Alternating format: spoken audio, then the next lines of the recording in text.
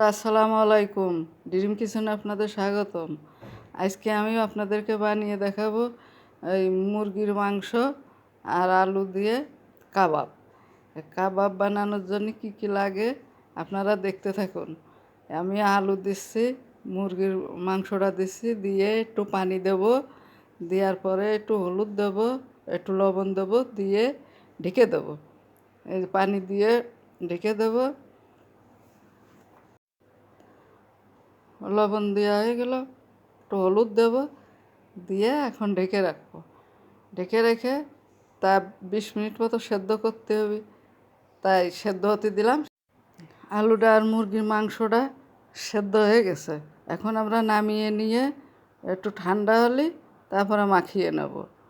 সুন্দর করে একটু গোশটা ছেড়ায়ে তারপরে আলু দিয়ে সুন্দর করে মাখিয়ে নেব। মাখানো হয়ে গেছে। এখন পেঁয়াজ কুচি দিয়ে দেবো, একে একে সব কিছু দিয়ে দেবো। এটা হলো জিরের ধনের গুঁড়ো, কাবাব গুঁড়ো, আর হলো ওই লবণ, কাঁচামরিচ, শুকনো মরিচ, ধনিয়া পাতা দিয়ে দিছি।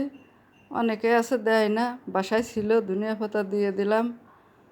এবার সব কিছু স্বাদ মতো দিয়ে এবার জিরে বাটা দিয়ে দিলাম,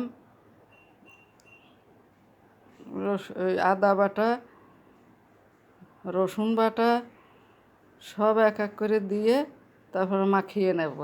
সুন্দর করে মাখিয়ে নেব। লবণ দিয়ে দিলাম স্বাদ মতো, আগে থেকে লবণ দিয়ে এর হলো পেঁয়াজির বেস্তা বাটা দিয়ে দিলাম, দিয়ে সুন্দর করে মাখিয়ে নেব। সব দেওয়া হয়ে গেছে, এখন মাখিয়ে নেব। এগুলো মাখানো শেষ, সুন্দর করে মাখাই নিছি। এখন হাতে তেল নিয়ে তারপরে সুন্দর করে ওই কাবাবগুলো বানিয়ে নেব। সুন্দর করে এক এক করে সবগুলো বানিয়ে নেব। আপনারা দেখতে থাকেন। এইভাবে চেপে চেপে সুন্দর করে এক একটা করে বানিয়ে নেব। এগুলো এইভাবে সবগুলো একে একে কাবাবগুলো বানিয়ে নেওয়া হয়ে গেছে। এখন আমরা চুলায় চলে যাব। চুলায় চলে এসেছি। আমরা প্যানে তেল দিয়ে দিছি, তেলটা গরম হয়ে গেছে। এখন একে একে সবগুলো কাবাব দিয়ে আমরা ভেজে নেব। আপনারা দেখতে থাকুন।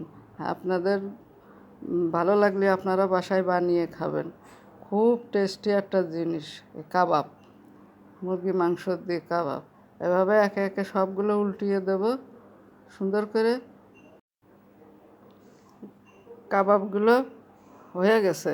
আমাদের চিকেন কাবাব বানানো শেষ, ভাজাও শেষ হয়ে গেছে। আপনারা যদি দেখেন কি সুন্দর হয়েছে। আপনাদের যদি এই কাবাবটা ভালো লেগে থাকে তাহলে আপনারা সাবস্ক্রাইব, লাইক, শেয়ার, কমেন্ট করে দেবেন। বন্ধুরা, কাবাব বানানো শেষ। আজকের মতো এখানে বিদায় নিচ্ছি। আগামী পর্বে আরেকটা রেসিপি নিয়ে হাজির হব। আপনারা সবাই সুস্থ থাকেন, ভালো থাকেন। আসসালামু আলাইকুম।